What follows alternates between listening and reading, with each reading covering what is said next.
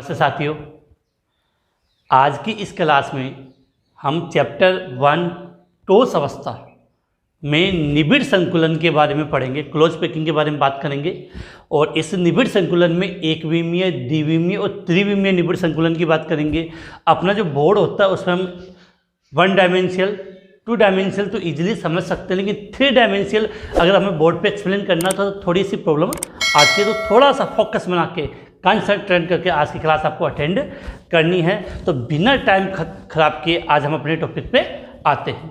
तो सबसे पहले हम बात कर रहे हैं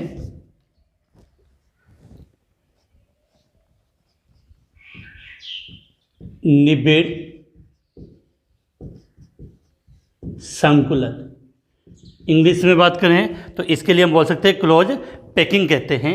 इसका मतलब क्या होता है कि किसी क्रिस्टल में जो अवयवी कण होते, किसी क्रिस्टल में अवयवी कण निकटतम संकुलित अवस्था में रहने का प्रयास करते हैं, उसे निबिड़ संकुलन कहते हैं। और किसी क्रिस्टल में जो अवयवी कणों के मध्य जो रिक्त स्थान है उसको रिक्ति या रिक्तिका या वॉइड कहते हैं। तो उसके लिए हम बात कर लेते हैं कि किसी क्रिस्टल में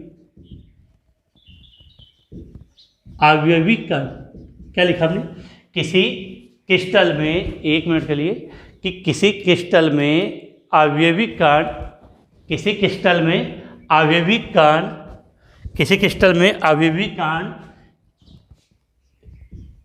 एक निकटतम, किसी क्रिस्टल में अवयवी कण एक निकटतम संकुलित अवस्था में पाए जाते हैं। इसका मतलब एकदम पास पास रहते हैं, उसे क्या कहेंगे हम, उसे निबिड़ संकुलन कहते हैं। सिंपल सी लैंग्वेज में आपको मैंने डेफिनेशन लिखाने की कोशिश की है कि किसी क्रिस्टल में अवयवी कण, किसी क्रिस्टल में अवयवी कण एक निकटतम संकुलित अवस्था में पाए जाते हैं, जिसे हम निबिड़ संकुलन कहते हैं। और इन अवयवी कणों के मध्य, इन अवयवी कणों के मध्य, क्या लिखा है, इन अवयवी कणों के मध्य न्यूनतम रिक्त स्थान, मतलब खाली स्थान, रिक्त स्थान पाया जाता है, जिसे रिक्ति या रिक्तिका कहते हैं। क्लियर होनी चाहिए कि निबिड़ संकुलन किसी क्रिस्टल में अवयवी कण अत्यधिक निकटतम संकुलित अवस्था में पाए जाते हैं, उसके लिए तो हम बोलेंगे निबिड़ संकुलन।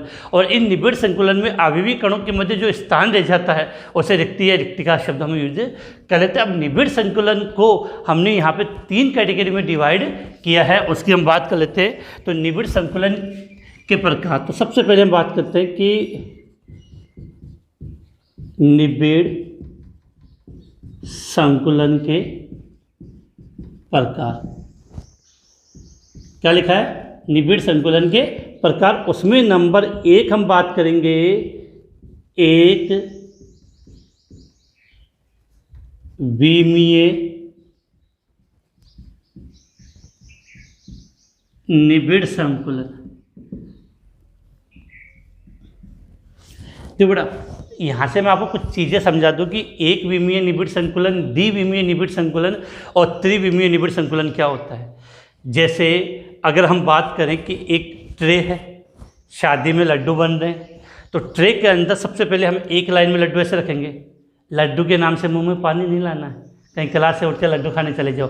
तो एक ट्रे थी, उस ट्रे में हमने केवल एक लाइन ऐसे जमाई है, तो वो तो कोई एक विमीय है। और फिर हमने ऐसे एक लाइन ऐसे लगा के पूरी ट्रे को भर दिया, तो वो हो जाती है द्विविमीय।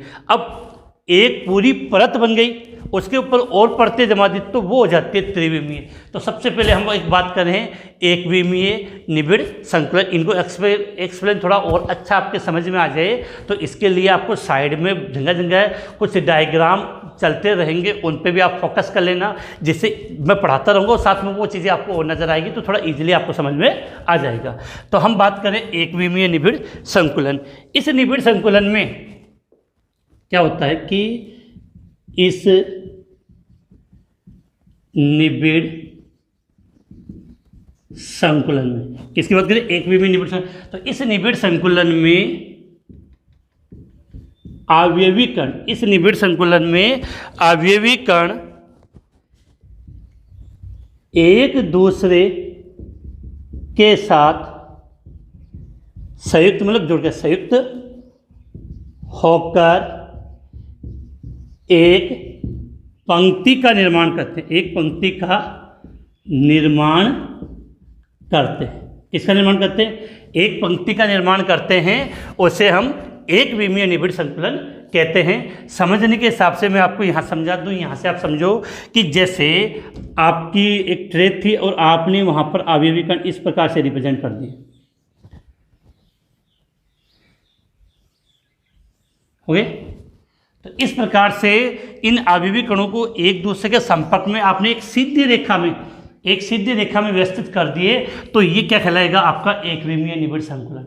अब देखो यहाँ पे कि एक विमीय निबिड़ संकुलन में एक चीज़ आपको जो महत्वपूर्ण बात है वो हमें याद करनी है, वो यहाँ समझने की कोशिश करना कि देखो इसके इधर भी गोले होंगे, इसके इधर भी गोले होंगे, तो इनमें से कोई भी एक बीच का गोला ले लो। जैसे मैंने ये गोला ले लिया, ये गोला, अब बताओ ये गोला कितने गोलों से टच में, इसके दो गोले टच में हो गए, एक इधर और एक इधर। तो इसको अगर हम नाम देना चाहें तो ये तो हो गया 1 और ये हो गया 2। तो एक विमीय निबिड़ संकुलन में हम लास्ट वाले गोलों पे ध्यान नहीं देंगे क्योंकि गोले बहुत सारे होंगे इधर और इधर, तो कोई भी एक गोला होगा, कोई भी एक अवयवी कण होगा। मैंने कल की क्लास में भी आपको कहा था कि अवयवी कण बोल दो, परमाणु बोल दो, गोला बोल दो, गोले बोल देते हैं, गोला, परमाणु या अवयवी कण, तीनों का मीन्स एक ही है। तो इसमें कोई भी अवयवी कण होंगे वो अन्य कितने कणों के स्पर्श में होते हैं, 2। तो यहाँ से एक बहुत अच्छी चीज़ पूछी जाती है, समन्वय संख्या। क्या लिखी है मैंने, समन्वय संख्या। इस समन्वय संख्या का दूसरा नाम होता है उपसय संयोजन संख्या। क्या लिख रहा हूँ मैं, उपसय संयोजन संख्या, इंग्लिश में बोलते हैं कोऑर्डिनेशन नंबर। तो एक विमीय निबिड़, सुन लेना, एक विमीय निबिड़ संकुलन की समन्वय संख्या या उपसय संयोजन संख्या होती है, वो कितनी होगी, 2 होगी। अब ये किसे कहते हैं वो समझ लेना। अब आप पूछोगे सर समन्वय संख्या या उपसय संयोजन संख्या किसे कहते हैं, कि एक अवयवी कण निकटस्थ जो टच में हैं उनसे कितने गोलों से घिरा हुआ होता है या कितने गोले उसके संपर्क में होते हैं, वो उसकी समन्वय संख्या या क्या कहोगे आप, उसकी उपसय संयोजन संख्या हम उसे कहते हैं। तो क्लियर होगी यहाँ से बात कि यहाँ पर एक गोला, अब मैंने पहले कह दिया कि गोले बहुत सारे होंगे, हम तो एक लिमिटेड इतना बनाया, तो कोई भी एक गोला लोगे वो कितने गोलों के टच में होगा, 2। तो एक विमीय निबिड़ संकुलन की समन्वय संख्या या उपसय संयोजन संख्या कितनी होती है, 2 होती है। और यहाँ आपको ये कन्फ्यूजन नहीं होना चाहिए समन्वय संख्या किसे कहते हैं। सिंपल से लैंग्वेज में लिख सकते हो कि कोई अवयवी कण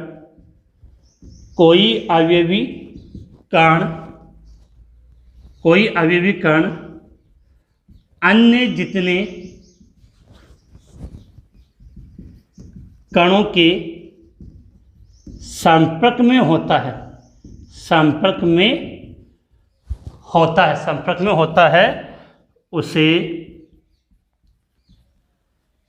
समन्वय संख्या या उपसय संयोजन संख्या कहते हैं। मुझे लगता नहीं कि यहाँ तक कोई प्रॉब्लम होगी। देखो किसी भी क्रिस्टल होगा तो क्रिस्टल में अवयवी कण व्यवस्थित होंगे, वो पास पास संकुलित होने का प्रयास करते हैं, उसे बोलते हैं निबिड़ संकुलन। तो ये तो डेफिनेशन लिखी है, एक बार मैं फिर से इसको ढंग से रिपीट कर लेता हूँ। आज का टॉपिक हमने क्या स्टार्ट किया था, निबिड़ संकुलन। सबसे पहले बात, इंग्लिश में क्या बोलते हैं इसको, क्लोज पैकिंग। क्या होता है कि किसी भी क्रिस्टल में अवयवी कण एक निकटतम मतलब एकदम पास पास संकुलित, एक निकटतम संकुलित अवस्था में पाए जाते हैं, एक निकटतम संकुलित अवस्था में पाए जाते हैं, जिसे हम निबिड़ संकुलन कहते हैं। और इन जैसे ये अवयवी कण एक दूसरे के पास में होंगे तो इनके मध्य कुछ खाली स्थान रह जाता है, जिससे हम रिक्ति या रिक्तिका कहते हैं। और निबिड़ संकुलन में किसमें, जो निबिड़ संकुलन होते हैं वो 3 प्रकार के होंगे। एक विमीय में कोई विशेष बात नहीं है, जो अपना माइंड यूज करना पड़ेगा वो हमें द्विविमीय या त्रिविमीय यूज करना होगा।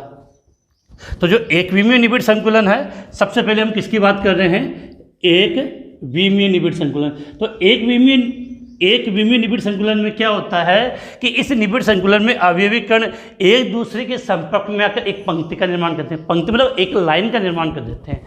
और सबसे विशेष बात आपको एक ही याद करनी है कि एक विमीय निबिड़ संकुलन की जो समन्वय संख्या होती है वो कितनी होती है, 2। इस प्रकार के क्वेश्चन सीधे एग्जाम में पूछ लिए जाते हैं।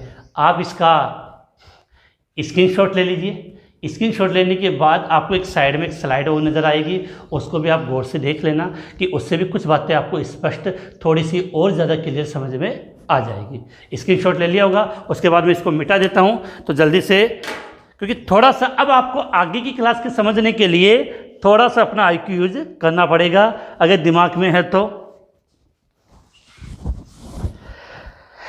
अब देखो हम आगे बात करें।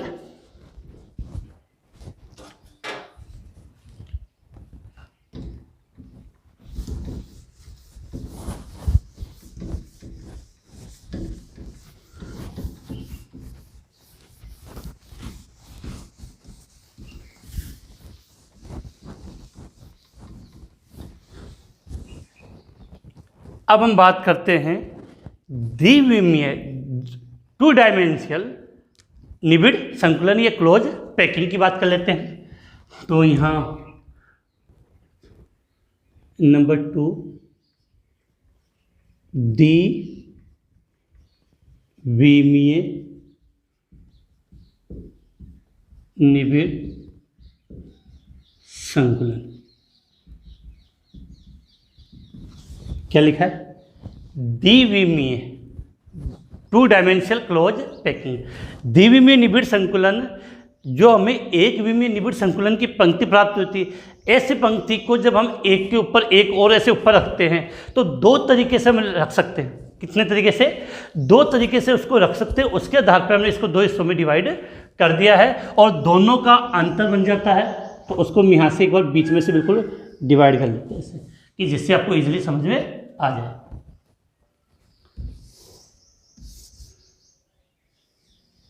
ठीक है, तो यहाँ पर मैं लिख रहा हूँ इसके 2 प्रकार होंगे कि द्विविमीय निबिड़ संकुलन कितने प्रकार के होंगे, 2 प्रकार के।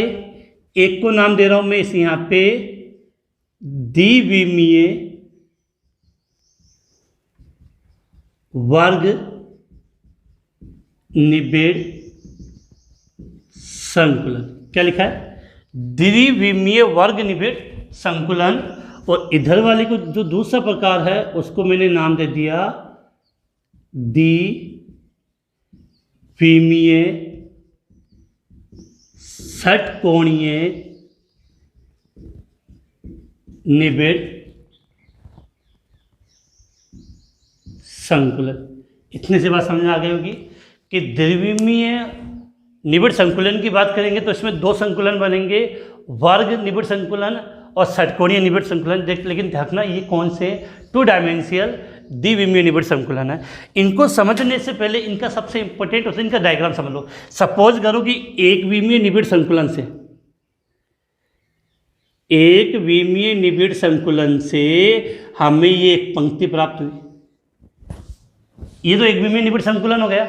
ऐसी अपने पास बहुत सारी पंक्ति हो सकती है, उन पंक्ति को मैं ठीक इसके ऊपर रख दूं, इसके ऊपर। तो ऐसे एक पंक्ति को ऊपर रखते हैं तो बेटा डायग्राम थोड़ा सा बनाने में कन्फ्यूजन होगा, साथ में आप बनाते रहिए क्योंकि प्रैक्टिस करोगे तभी ये आपको अच्छे तरीके से आएगा, समझ में आएगा, याद रहेगा। तो देखो यहाँ पे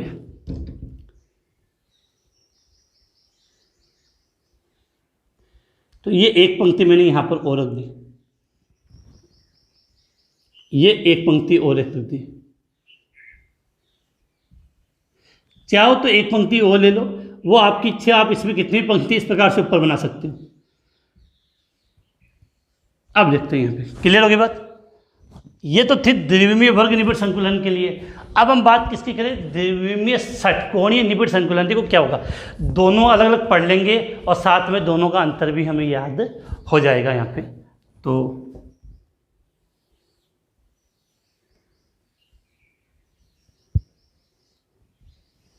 अब देखो इसमें और इसमें अंतर क्या है कि इसमें एक पंक्ति थी, ये दूसरी पंक्ति ठीक उसके ऊपर रखी गई है। लेकिन यहाँ हम क्या करते हैं कि आपको पता है, जब लड्डू जमाते हैं तो एक लाइन के बाद जब दूसरे लड्डू उसके ऊपर जमाएंगे तो वो इनके ये जो बीच का स्थान, खाली स्थान होता है, उसके लिए आप क्या बोलते हो, गर्त। क्या शब्द काम में लेते हो आप, या तो गर्त या अवनमन शब्द काम में लेते हैं। गर्त या अवनमन शब्द हम काम में लेते हैं, तो वहाँ से इसको हम समझ सकते हैं। तो दूसरी पंक्ति मैंने क्या की कि इसके गर्त में इस प्रकार से व्यवस्थित की। अब तीसरी पंक्ति ऊपर वाले के गर्त में, तो इस प्रकार से इनको व्यवस्थित करना होता है। चौथी पंक्ति इसके और गर्त पे। क्लियर हो गए। तो ये द्विविमीय वर्ग निबिड़ संकुलन का डायग्राम हो गया, ये त्रिविमीय वर्ग निबिड़ संकुलन का डायग्राम हो गया। अब यहाँ से आप एक बात समझो, इसमें किसी भी बीच के एक कण को ले लो। सपोज करो मैंने इस कण को सेलेक्ट कर लिया। अब गौर से आप ये देखकर बताओ कि ये कण कितने कणों के टच में है। आपने इस कण को सेलेक्ट किया है, ये कण, ये अवयवी कण कितने कणों के टच में आ रहा है, 4 के कैसे, 1 2 3 4। और इन चारों कणों के केंद्र को, अवयवी कणों के केंद्र को आप मिला दो, गोलों के केंद्र को मिला दो, तो वर्ग का निर्माण होता नहीं होता, होता है। तो वर्ग का निर्माण होगा। इसी कारण इसको हमने क्या नाम दे दिया कि देखो दो ही तरीका हुआ, इस एक ये लाइन और एक इधर, तो 2 लाइन हुए, तो 2 का मतलब द्विविमीय। और क्या बनता है, वर्ग। इस कारण से इसको क्या नाम दिया गया, द्विविमीय वर्ग निबिड़ संकुलन। ठीक है। एक चीज़ और इनके लिए लिखूंगा, अभी कोई जल्दीबाजी नहीं है। तो ये कब कंडीशन आती है, जब एक पंक्ति को दूसरी पंक्ति के ऊपर रखते हैं। पहला पॉइंट, इसमें एक गोला कितने गोलों के टच में है, या एक अवयवी कण के टच में कितने संपर्क में कितने और कण हैं, तो सीधी सी बात है 4। तो इसकी समन्वय संख्या कितनी होगी, 4 होगी। वर्ग है तो सीधी बात है समन्वय संख्या कितनी होगी, इसकी 4 होगी। क्लियर है आपको। अब देखो, अब आगे बात करें, इस पे आओ। इसमें आप इनमें से बीच में से कोई भी एक गोला ले लेते हैं। तो जब आप इनमें से कोई भी एक गोला लोगे तो आपको यहाँ पे कंडीशन इस प्रकार से नज़र आएगी सब गोलों की, कि ये गोले इस प्रकार से बने हुए हैं कि जैसे आपने ये एक गोला ले लिया। चलो इसी की बात कर लेते हैं। मैंने यहाँ पर ये गोला लिया, ये गोला आप गौर से देखो कितने गोलों के टच में है, तो आप पाओगे कि ये गोला 6 गोलों के टच में है। 1 2 3 4 5 6, ये 6 के 6 गोले इसके संपर्क में हैं। और इन सभी गोलों के केंद्र को आप मिला दो, इन सभी गोलों के केंद्र को आप मिला दो, तो षटकोण बनेगा नहीं बनेगा, षटकोण बनेगा या नहीं बनेगा, बिल्कुल बनेगा। तो इस कारण से 2 ही पड़ते, एक इधर और एक इधर। इस कारण से इसको हमने क्या नाम दे दिया, द्विविमीय षटकोणीय निबिड़ संकुलन। अब एक चीज़ और, आप गौर से देखो कि इधर वाली ये जो पंक्ति है, इस पंक्ति को आपने इधर से एक रेखा खींची सीधी ऊर्ध्वाधर, इधर से एक रेखा खींची क्षैतिज, तो ये गोले बिल्कुल सिद्ध में हैं। ऊर्ध्वाधर भी सब सिद्ध में हैं, क्षैतिज भी सब सिद्ध में हैं। अर्थात अगर आप गौर से समझे, अगर इस पंक्ति को, ये एक पूरी पंक्ति हो जाएगी इतनी, इस पंक्ति, देखो शब्द अलग है, आपने जब गोलों को ऐसे मिलाया, एक एक गोलों को मिलाया, तो ये एक पूरा बनती है, उसको क्या बोलते हैं, पंक्ति या लाइन बोलते हैं। क्या बोलते हैं, पंक्ति या लाइन। और अब ये सब मिल गए तो ये बन गई एक परत, लेयर बन गई। तो यहाँ पर हमने क्या किया, उम्मीद है। अब देखो, तो ये परत ए तो सेम की सेम ये है, तो इसकी जो व्यवस्था है पंक्तियों की वो कैसी होती है, ए प्रकार की होती है। सब की सब पंक्तियाँ कैसी होती है, सिद्ध में होती है। अब देखो यहाँ पर आप समझो कि अगर मैं ये लाइन यहाँ से खींचता हूँ तो देखो इसमें थोड़ा सा अपने गोले सही बने नहीं है, बाकी कंडीशन आपकी इस प्रकार से आएगी। जब ये लाइन खींचोगे, ये लाइन तो यहाँ से तो आ रही है, इसके बीच में से, इसमें साइड में से और इसके बीच में से, तो देखने पर साफ पता चलता है कि, और ये क्षैतिज और सिद्ध में होगी, लेकिन जो ऊर्ध्वाधर होते हैं वो गोले एक सिद्ध में नहीं है। हाँ विशेष ये इस लाइन के गोले और इस लाइन के गोले बिल्कुल सिद्ध में है, देख लो। तो अगर आप इस पंक्ति को ए नाम दोगे तो इस पंक्ति के और इस पंक्ति के गोले सिद्ध में नहीं है, तो इसको मैंने क्या नाम दे दिया, बी। लेकिन ये पंक्ति और ये पंक्ति दोनों एक सिद्ध में, तो इसका नाम हो जाएगा ए और इसका नाम हो जाएगा बी। तो वर्ग द्विविमीय वर्ग निबिड़ संकुलन, देखो द्विविमीय बोलो, त्रिविमीय अलग आएगा। द्विविमीय वर्ग निबिड़ संकुलन में क्या होगा कि जो पंक्तियां होती है वो एक निश्चित क्रम में होती है, एक जैसी होती है, तो उसको तो हमने नाम दे दिया ए प्रकार की। लेकिन षटकोणीय द्विविमीय षटकोणीय निबिड़ संकुलन में पहली परत और दूसरी परत एक सिद्ध में नहीं होती है, तो इसको ए नाम दिया, तो इसको बी। लेकिन आगे वाले सेम है, तो ये ए, ये बी, ये ए और ये बी। उम्मीद है इतनी बात आपको समझ में आ गई होगी। इसके बाद इसको और अच्छा एक्सप्लेन करने के लिए यहाँ पर आपको एक साइड में एक वीडियो चलता हुआ नजर आएगा, उसको देखिए, समझिए, उसके बाद मैं इसका मैटर लिखता हूँ। समझने की कोशिश करना कि ये किस प्रकार से यहाँ पर अरेंजमेंट हुआ है। देखो गौर से, फिर आगे बात करते हैं।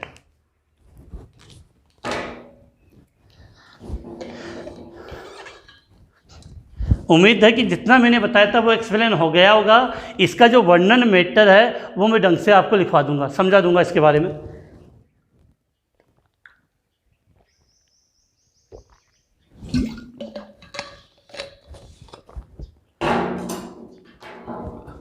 उम्मीद है ये चीज़ें जो आपकी स्क्रीन पर चल रही है वो आपको अच्छी तरीके से समझ में आ रही होगी।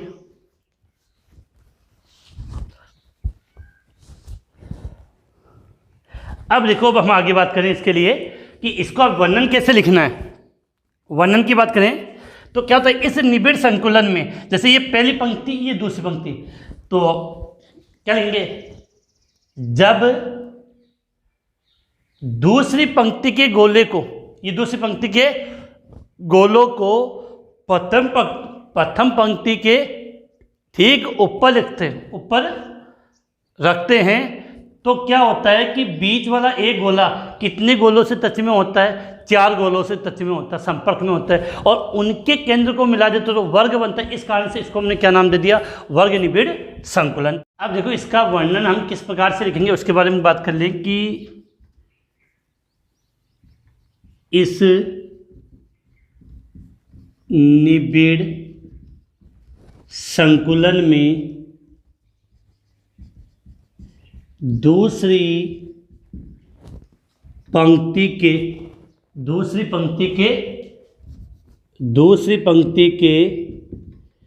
गोले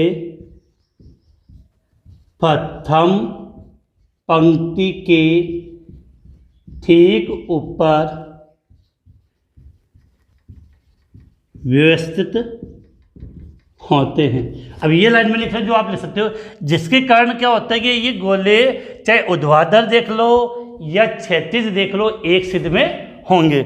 इसके बाद अगली लाइन अगर लिखना चाहें कि इस निबिड़ संकुलन में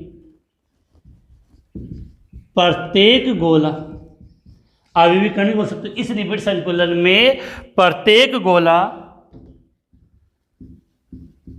निकटवर्ती 4 गोलों से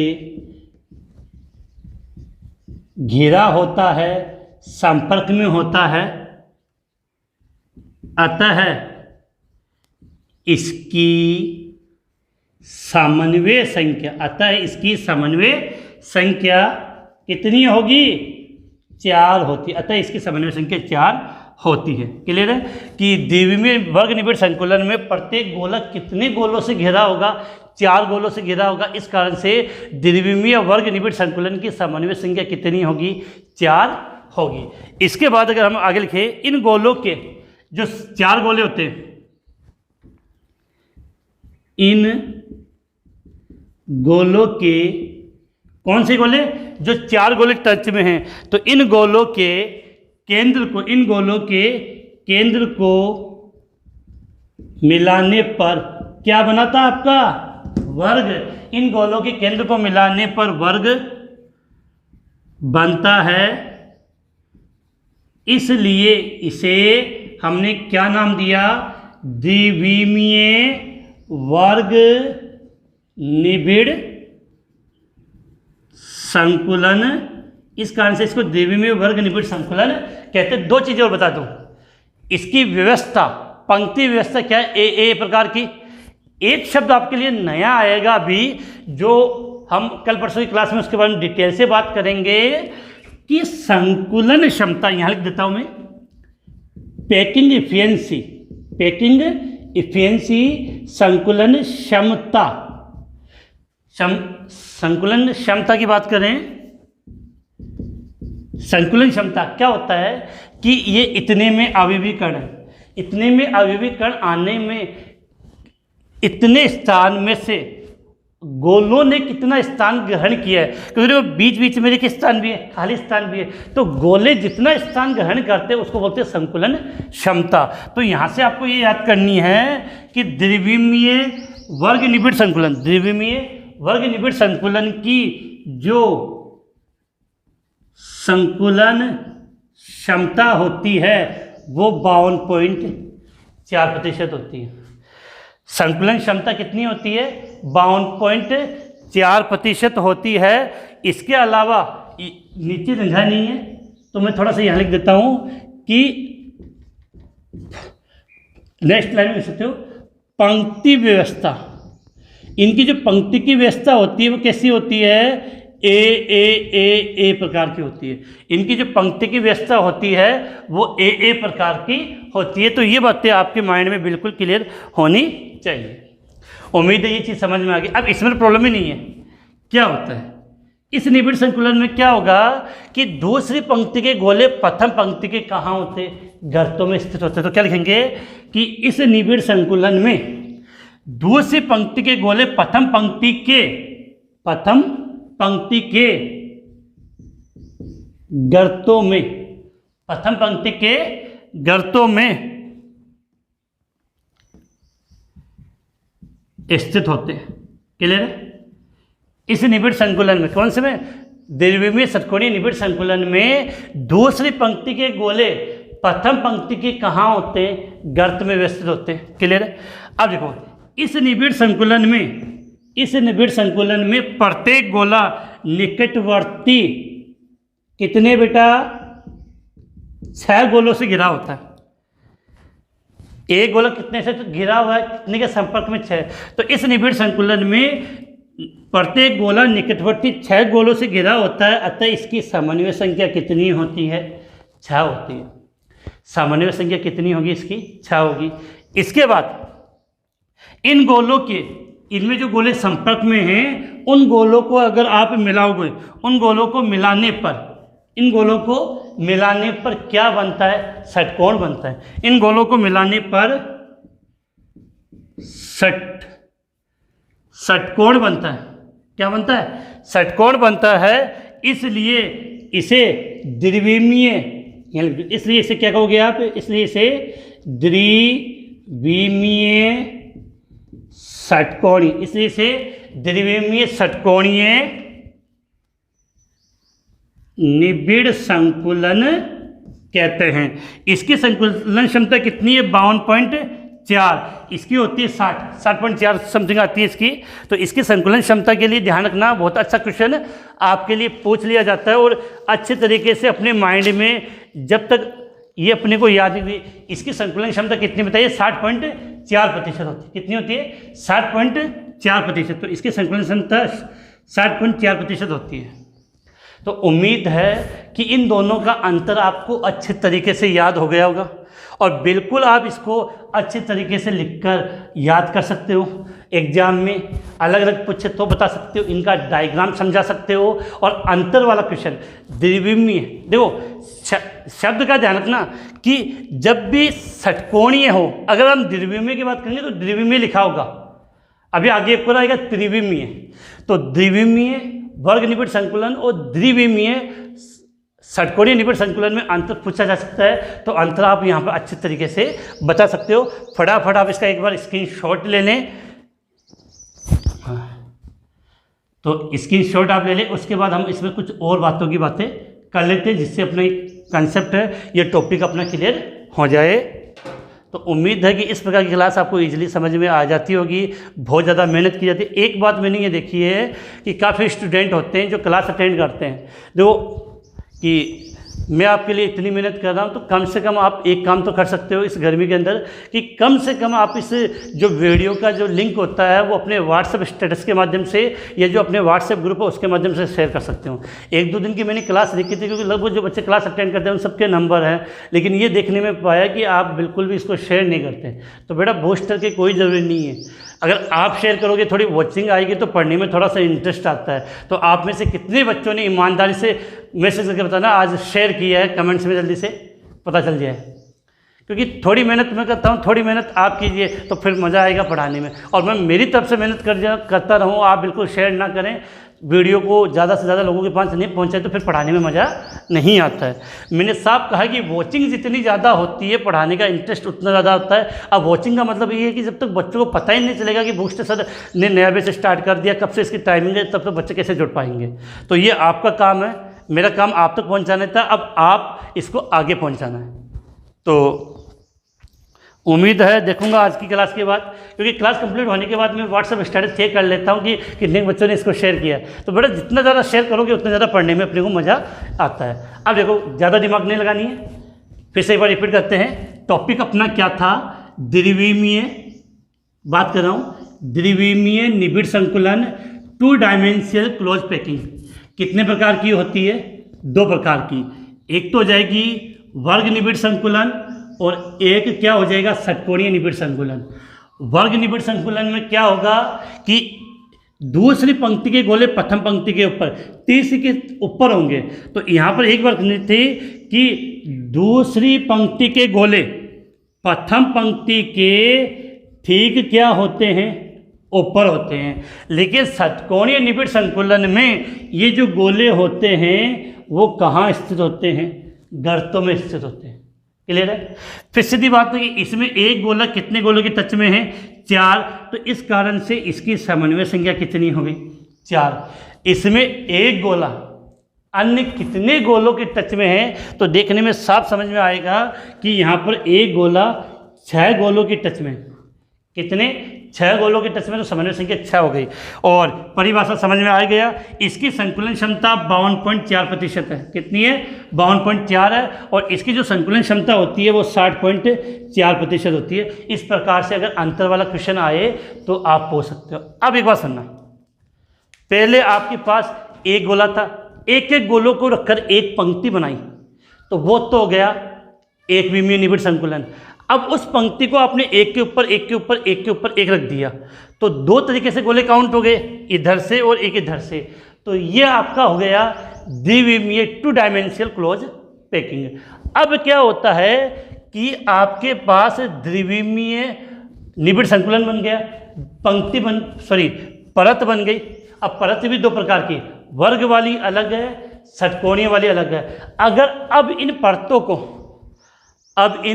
परतों को जब एक के ऊपर एक रखेंगे, इस पूरी परत को ऐसे एक परत के ऊपर दूसरी के ऊपर तीसरी, जब परत रखेंगे तब आपका बनेगा त्रिविमीय निबिड़ संकुलन। क्या बनेगा? त्रिविमीय निबिड़ संकुलन।